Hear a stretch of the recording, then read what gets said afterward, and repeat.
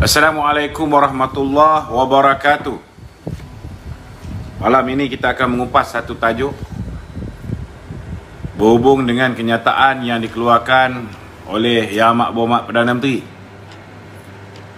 Yang Amat Berhormat Perdana Menteri Datuk Seri Ismail Sabri hari ini ketika berucap dalam merasmikan persidangan wanita pemuda puteri di Bera, beliau telah mengeluarkan beberapa kenyataan-kenyataan yang bagi saya secara jelas dan terang. Pertama, memohon supaya beliau diberikan sokongan untuk kekal sebagai Perdana Menteri. Bagi saya tidak ada masalah untuk kita memberikan sokongan kepada Perdana Menteri untuk kekal sebagai Perdana Menteri. Cuma kita nak bertanya dengan beliau, adakah beliau mahu menjadi Perdana Menteri mengikut acuan Barisan Nasional, atau beliau mahu menjadi Perdana Menteri seperti mana yang hari ini kita lihat seolah-olah masih lagi di bawah pentadbiran Muhyiddin Yassin. Yang ini kita nak tahu, kalau masih lagi dengan cita-cita mahu mengadakan kerjasama dengan Bersatu, maka minta maaf cakap, sokongan kita mungkin boleh berakhir pada bila-bila masa. Kedua, hari ini kita lihat bahawa kenyataan yang dikeluarkan oleh Datuk Seri Ismail Sabri juga menyatakan bahawa beliau berhasrah. Ini kali pertama. Sebelum ni kita tahu tentang agenda kumpulan-kumpulan pro kepada Bersatu di dalam Perikatan Nasional. Walaupun mereka ahli UMNO, mereka cenderung untuk meneruskan kerjasama dengan Bersatu dalam pilihan raya umum yang ke-15, tetapi tidak ada sebarang indikasi oleh Perdana Menteri secara jelas. Namun hari ini beliau secara jelas telah memberikan gambaran kepada kita bahawa beliau mahu orang Melayu bersatu. Dalam erti kata lain, orang Melayu yang berada di dalam Bersatu, orang Melayu yang berada di dalam UMNO, orang Melayu yang berada di dalam PAS bekerjasama dalam pilihan raya umum yang ke-15. Kalau saya salah, minta beliau betulkan kenyataan beliau. Ini adalah satu kenyataan yang bagi saya sangat terang dan jelas. Dan bagi saya, kalau beliau berhasrat untuk meneruskan kerjasama dengan Bersatu dalam pilihan raya umum yang ke-15, maka beliau terang-terang telah pun melanggar keputusan yang dibuat oleh Perhimpunan Agung UMNO 2020 yang mahukan supaya kerjasama dengan Bersatu berakhir bila berlakunya pilihan raya umum yang ke-15. Itu sebabnya beberapa malam yang sudah, bila mana MT UMNO meminta supaya beliau membubarkan Parlimen segera, beliau memutuskan mahu merujuk kepada Kabinet dalam menentukan pembubaran Parlimen. Saya nak beritahu Yang Amat Berhormat Perdana Menteri, belum pernah ada Perdana Menteri yang merujuk atau bermesyuarat di dalam mesyuarat Kabinet untuk membubarkan Parlimen. Tak ada. Tak ada. Kuasa untuk menasihati yang di-Pertuan Agong bila tarikh membubarkan Parlimen ialah prerogatif ataupun budi bicara Perdana Menteri. Kalau bawa pergi ke Parlimen, bawa pergi ke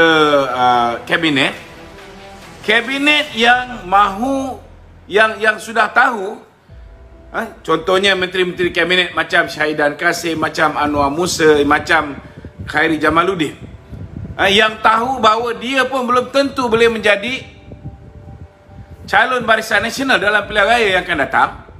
Bagaimana mungkin dia akan bersetuju untuk dibubarkan segera? Sudah pastilah dia akan minta supaya tempoh pembubaran ini ditarik sampai 2023, seperti mana yang Datuk Seri Ismail Sabri sudah pun mengungkapkan dalam perjumpaan-perjumpaan beliau. Contohnya perjumpaan dengan ketua-ketua UMNO bahagian di wilayah Persekutuan, bila mana beliau mengatakan beliau mahu supaya beliau diberi mandat menjadi Perdana Menteri sehingga 2023. Nak jadi Perdana Menteri tak ada masalah. Bubarkan parlimen sekarang. Lepas parlimen dibubarkan, sementara menunggu Datuk Seri Najib berhadapan dengan kes mahkamah, sementara menunggu Datuk Seri Ahmad Zahid Hamidi berhadapan dengan kes mahkamah. Dia nak terus sambung jadi Perdana Menteri pun tak ada orang yang nak halang. Tak ada masalah. Datuk Seri Zahid pun dah kata kalau dia nak jadi poster boy pun tak ada masalah. Tetapi kalau dia nak mengheret UMNO, mengubah keputusan, maka saya rasa dia akan berhadapan dengan masalah. Itu sebabnya sebelum ni saya dah mendedahkan bahawa ada usaha tuan-tuan untuk mengadakan pilihan raya parti lebih awal daripada pilihan raya umum.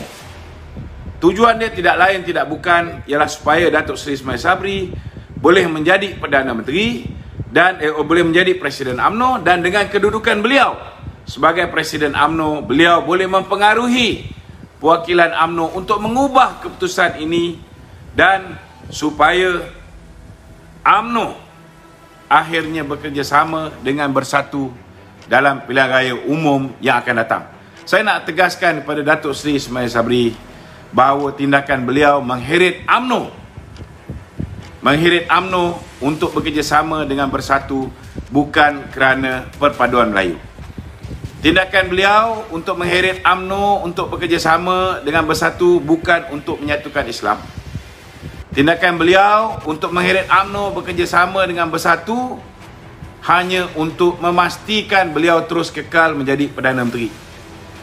Tetapi saya nak beritahu, percayalah cakap saya, apa juga dijanjikan oleh bersatu, apa juga janji-janji manis bersatu kepada beliau untuk mempertahankan kedudukan beliau sebagai Perdana Menteri, percayalah, bila mana UMNO bekerjasama dengan bersatu dalam pilihan raya umum yang ke-15, kursi UMNO sebelum ni 122 kursi.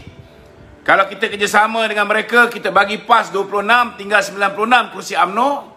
Daripada 96 ni, 46 akan diberikan kepada bersatu, tinggal 50. Sebelum pilihan raya lagi tuan-tuan, keputusan pilihan raya UMNO lebih buruk daripada tahun 2018 bila mana UMNO berhadapan dengan fitnah, berhadapan dengan tomahan, berhadapan dengan cacian, terutamanya apa yang dilontarkan oleh Mahathir dan juga si Muhyiddin Yassin ini tuan-tuan. Jadi belum pilihan raya lagi saudara, kita akan kehilangan sejumlah besar kerusi kita. 26 dah kena bagi pada PAS, tak apa lagi. Kalau bekerjasama dengan PAS saja kita boleh terima, tak ada masalah. Tetapi kalau bekerjasama dengan bersatu, tuan-tuan, 46 kursi pergi kat dia, apa jadi? Bila mereka membentuk Pakatan Harapan, Kerajaan Pakatan Harapan, bersatu cuma memenangi 13 kursi. Dengan 13 kursi, PKR ada 49 kursi. PKR akhirnya ditundukkan oleh bersatu. Bersatu berjaya menjadi Perdana Menteri dengan sokongan 42 kursi daripada DAP. Begitu juga bila kita membentuk kerajaan melalui langkah Sheraton. Walaupun BN mempunyai 42 kursi, ketika itu daripada 13 orang yang memenangi pilihan raya yang lepas, hanya 6 orang menyokong Muhyiddin Yassin. Itu pun seorang selepas tu sisa politik dia lari. Tinggal 5 orang. 16 lagi dicuri daripada UMNO, 9 lagi dicuri daripada PKR. Mereka membentuk kerajaan. Walaupun mereka hanya ada 32 ahli parlimen, kita ada 42. Mereka tetap menjadi Perdana Menteri. Cuba bayangkan. Saya tak faham macam mana Datuk Seri Ismail Sabri tak boleh nampak benda ni. Kalau ketika dia menjadi Perdana Menteri dulu, dengan 13 kursi boleh jadi Perdana Menteri, dengan hanya tinggal 6 kursi asli dia punya pun dia boleh jadi Perdana Menteri. Cuba bayangkan kalau 46 kursi ni, dia boleh menang 40 kursi. Ataupun katakanlah dia menang semua kursi. Dia orang kata kalau kita bekerjasama dengan bersatu, kita akan menang semua kursi. Saya nak tanya, kalau UMNO menang semua kursi pun UMNO dapat 50 kursi saja. Lebih buruk daripada prestasi kita 2018, ada 54 kursi. Cuba bayangkan. Dan ketika dia memenangi 46 kursi, kalau kita kata kita ada 50, kau ada 46, boleh tak kita nafikan hak dia untuk menuntut jawatan Perdana Menteri? Tak boleh. Kerana kalau kita tak bagi kursi Perdana Menteri pada dia, tuan-tuan, maka dia akan heret. Dia akan bawa kursi yang sepatutnya milik UMNO. Dia akan bergabung dengan Pakatan Harapan. Dia akan bergabung dengan DAP, tuan-tuan. Pada ketika itu, menangis air mata darah sekalipun, saudara, tak berguna. Tak berguna. Itu sebab saya nak beritahu pada malam ini. Saya nak beritahu pada malam ini. Datuk Seri Ismail Sabri, dia sepatutnya bersyukur hari ini. Dia mempunyai peluang menjadi Perdana Menteri. Kerana keadaan. Kalau tak kerana keadaan, Datuk Seri Ahmad Zahid Hamidi berhadapan dengan pertuduhan di mahkamah, sudah tentu dia tak merasa menjadi Perdana Menteri. Kalau misalnya Timbalan Presiden UMNO merupakan seorang ahli parlimen, sudah tentu dia juga tidak merasa menjadi Perdana Menteri. Hari ini Allah Ta'ala bagi peluang kepada dia. Bagi peluang kepada dia untuk dia menunjukkan setiakawan dia, menunjukkan keikhlasan dia, menunjukkan kesetiaan dia kepada parti. Hari ini parti minta supaya Ismail Sabri membubarkan parlimen. Kenapa kita perlu bubarkan? Kerana selagi UMNO tidak boleh memerintah mengikut acuan dia sendiri, tuan-tuan, tidak akan ada kestabilan. Selagi itulah kita tengok mahkamah tidak akan boleh berlaku adil. Bila mana diugut oleh Muhyiddin Yassin, kalau misalnya Datuk Seri Najib dibebaskan, maka mereka akan pull out daripada kerajaan ni. Maka mahkamah tidak akan berlaku adil, tuan-tuan, kepada mana-mana pemimpin UMNO. Selepas ini kes Datuk Seri Zahid, sama ada prima facie ataupun tidak, akan ditentukan pada 24 hari bulan. Begitu juga kes yang melibatkan Datuk Ahmad Maslan, kes melibatkan Tan Sri Syaril, kes melibatkan ramai lagi pimpinan UMNO. Saudara, selagi mana kita masih lagi di bawah telunjuk, masih lagi di bawah tekanan Muhyiddin Yassin, saudara, kita tidak boleh memerintah mengikut acuan kita sendiri. Rakyat hari ini berhadapan dengan keadaan yang susah. Kita tengok mereka menggunakan menteri-menteri daripada Bersatu ini, saudara, untuk memarahkan lagi keadaan harga barang. Sepatutnya dengan kedudukan Azmin Ali di MITI, sepatutnya dengan kedudukan Menteri Bersatu di Kementerian Pertanian, di Kementerian KPDNKK dan banyak kementerian-kementerian lain, lantikan daripada Muhyiddin. Sepatutnya keadaan ini tidak sehingga parah sebegini. Sepatutnya hari ini one off 10,000 yang dilaungkan oleh UMNO sebelum Ismail Sabri menjadi Perdana Menteri, sepatutnya hari ini sudah diberikan kepada rakyat tanpa sebarang syarat. Tapi hari ini semua ni tak boleh ditunaikan. Hari ini ramai rakyat masih menderita. Hari ini kita minta supaya diberikan I Survive, diberikan pinjaman pun kita tak boleh nak berikan, tuan-tuan. Kenapa? Kerana hari ini kita tidak memerintah mengikut acuan kita sendiri. Hari ini kita berkongsi kuasa bersama dengan orang yang hari ini walaupun minoriti tetapi dia menguasai kita, menguasai Perdana Menteri. Jadi macam mana, saudara, kita nak melihat keadilan berlaku terhadap rakyat Malaysia dan terhadap pemimpin UMNO? Selagi keadilan tidak dapat ditegakkan dalam negara ni, tuan-tuan, selagi itu kita tidak akan lihat mereka-mereka yang datang daripada kelompok Pakatan Harapan yang kemudian bertukar menjadi Perikatan Nasional. Orang seperti Azmin Ali yang sudah terang lagi bersuluh, ada video dia. Kes yang melibatkan Muhyiddin Yassin dengan Nik Haji, tidak akan ada sebarang bentuk keadilan, tuan-tuan. Kes yang melibatkan Tun Dr. Mahathir, baik kes Mamiko-nya, baik kes Forex 31.5 bilion-nya, baik kes skandal BMF dia, baik kes skandal Pewajah Steel dia, semua kes-kes ini, tuan-tuan, tidak akan ada keadilan.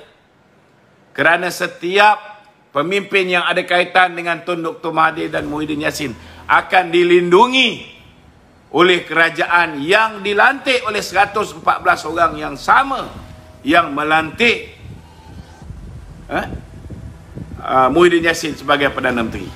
Jadi kalau Ismail Sabri mahu parti memberikan mandat kepada beliau untuk terus menjadi Perdana Menteri, tidak ada lain pilihan. Bubarkan parlimen sekarang. Bubarkan parlimen sekarang. Bubarkan parlimen sekarang. Kerana jika parlimen dibubarkan, kita boleh memerintah mengikut acuan kita sendiri.